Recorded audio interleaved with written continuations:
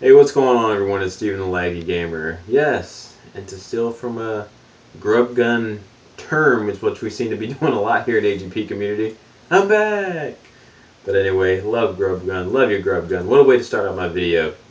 Yeah, I hadn't made a video in a while. It's been, I still got my 500 subscriber video I gotta put up, but I figured since I wasn't gonna get the prize out to the beginning of the year, then I might as well just wait to the beginning of the year to make the video. And yeah, I'm in this weird kind of position here filming because I don't really have a game room anymore. The game room is being torn down for my second child, like I said in the video coming along. So I do have my stuff in our bedroom and stuff in another room that's getting set up, but I mean, it is the Christmas season, and I figured I'd film in front of our little tree here, which my son has taken the liberty of moving all the decorations around on it, so it probably looks really weird.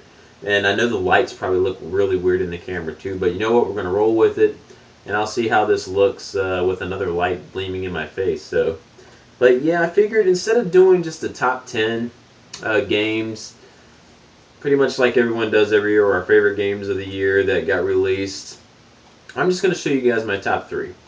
My top three games from the year. And this whole video is just going to be like just a review, what I'm thankful for, and just a whole bunch of just a mismatch of stuff I'm going to put in here.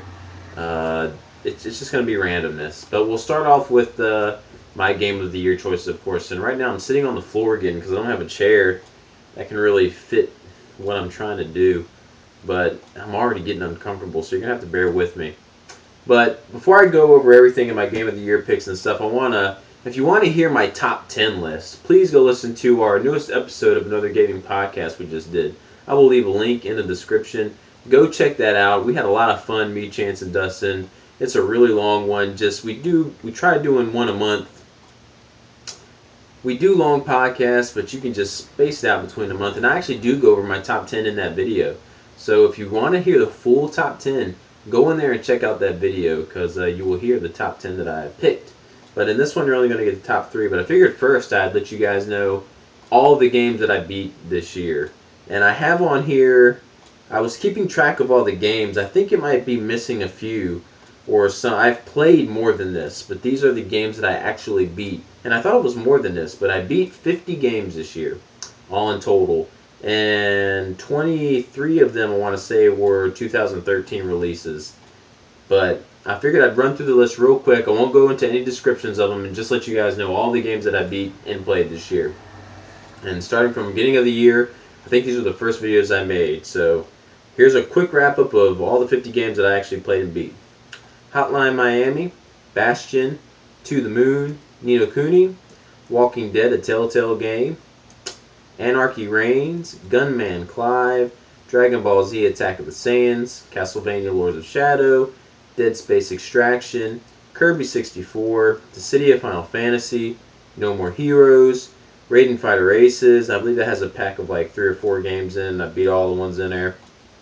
Bioshock Infinite, Star Fox 64, Assassin's Creed 3, Tomb Raider, Pandora's Tower, Fire Emblem Awakening, Far Cry 3 Blood Dragon, Ys Origin, The Last of Us, Super Mario Galaxy, Deadlight, Dragon's Quest IX, Star Ocean First Departure, The Starship Damri, Aladdin, Killer is Dead, Journey, Amnesia: Machine for Pigs, Diablo 3, Saints Row the Third, Sacred Citadel, Bit Trip Runner presents Runner 2 Future Legend of Rhythm Alien, Fear 2 Project Origin, Contra, Teenage Mutant Ninja Turtles Hyperstone, both these are at Dustin's house, Devil May Cry, the new one that got released this year, Tales of Xillia, Pokemon Y, Gone Home, Batman Arkham Origins, Thor God of Thunder on the DS, Time Splitters 2, Legend of Zelda Link Between Worlds,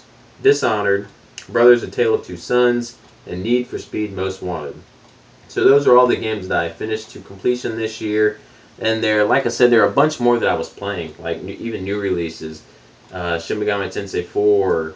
I'm playing Ys Salcedo right now. I'm pretty much near the end of that. I'm getting really close. And I've played a bunch of games, but those are the 50 that I actually finished this year.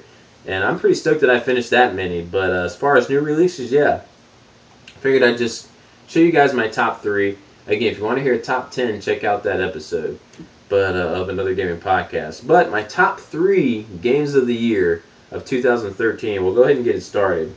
Number 3 on the list, Ni no Kuni. I love this game so much. I don't know if you're getting bad glare from the lighting or so I'll put this tin case down.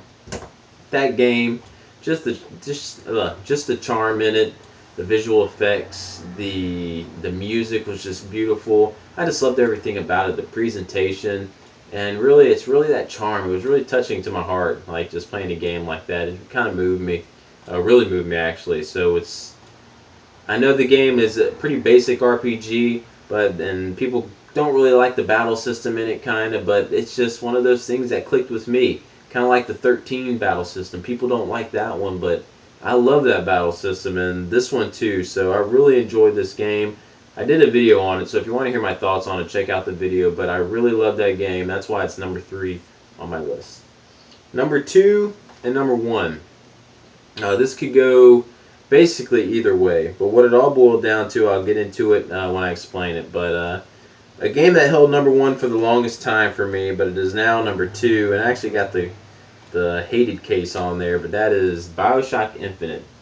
I know I'm a huge BioShock fan, but this one, it could have easily been number 1 for me. But after sitting down and playing through the original BioShock again, or turning it on my PC to test it out, I realized how much different they were. I love the BioShock franchise, but it was the first one that it really hits home, and that's because of the combat in it and the setting and stuff like that that's going on in the game. And when you put in Infinite and you notice that, wow, this is really different from BioShock.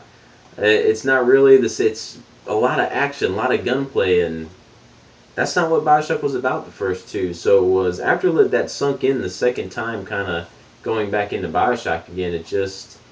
That's what kind of knocked it down to number 2 for me, instead of being number 1 like where it was the whole year. So still nothing. It's still a great game, a fun game. I loved it. The story, the plot, all the little details that are in it. It's just the voice acting and music. Columbia itself. It's no Rapture, but it's still a fantastic game. It could easily be number 1. You could say that with a lot of games this year. The number 1s on lists this year are so varied. It's kind of insane. And it's been kind of sad seeing people get ripped about what they chose for number 1. Because it seems like it's either got to be Last of Us or GTA 5 or BioShock would be the other one. Or if you don't pick those 3, something's wrong with you. But that seems how the internet's going. But that's not how I'm going, because none of those are my number 1. Because my number 1 game is The Legend of Zelda: A Link Between Worlds. This is my number 1 game of the year. I had the most fun playing this game. This game is just, I've already beaten it twice. That's how much, I can't say that about any other game that I played this year except that one. I've beaten it twice within the span that it just came out in November. The first time that I played it, I wrapped it up in 2 or 3 days because I was so hooked to that game. The gameplay is just perfect for a Zelda game in that game. I loved it to death.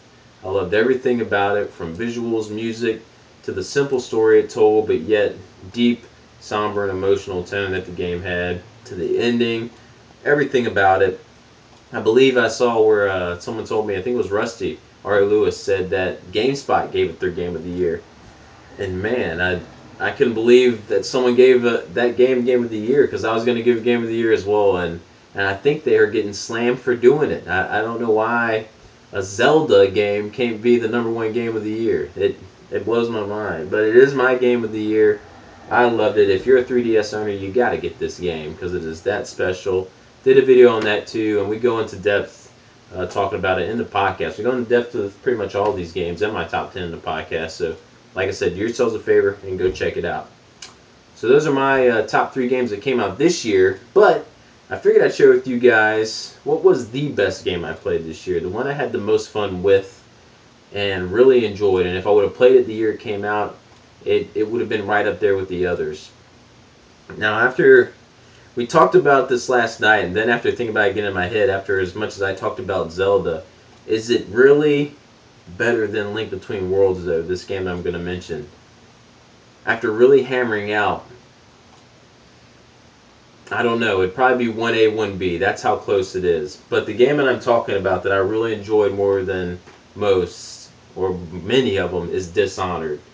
Dishonored was, I mean, it got raised. I mean, winner of game over 50 Game of the Year awards that came out. And you know what? It deserved every one of them that it won, because this game, I wanted to do a video on it, but I just had my Christmas laziness with just so much going on here, being the holidays. I like being with family and stuff. But Dishonored was just fantastic. From the steampunkish kind of setting, from the story, and then to the open gameplay, where you could literally go through the whole game without killing anybody or firing off a shot. I don't know how it goes. I think you have to fire one bullet at one section of the game. I don't know. Or maybe that's been patched. I don't care. You can do whatever you want how you're playing this game. You could go all out action in it, or you could go all out stealth, or you can mix, and your actions change how the ending of the game is going to go. The story had me hooked, the characters had me hooked, and it had all the little pieces like a Bioshock game.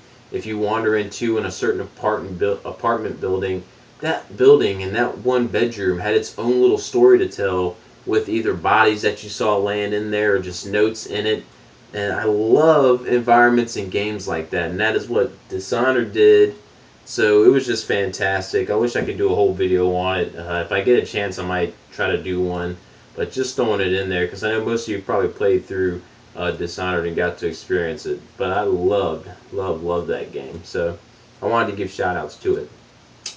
And another thing I want to do in this video was just to give shout outs to all my friends on YouTube. You know, this year has been pretty awesome being a YouTuber and really getting our podcast going, me, Dustin, and Chance, and it's been amazing. You know, I met so many awesome people here on YouTube, and I wanted to show off a gift that I received not too long ago from a close friend who lives nearby, Danny Devil May Pie, who was going back off to war. So anyone who's subscribed to Dan or knows him, you probably know with his video that he's going to be out for a little bit, backfighting the good fight. So Danny, my prayers and thoughts are with you, man, while you're over there. And when he left, he sent me this gift, and it was so awesome. One of my favorite games of this generation, Shadows of the Dam.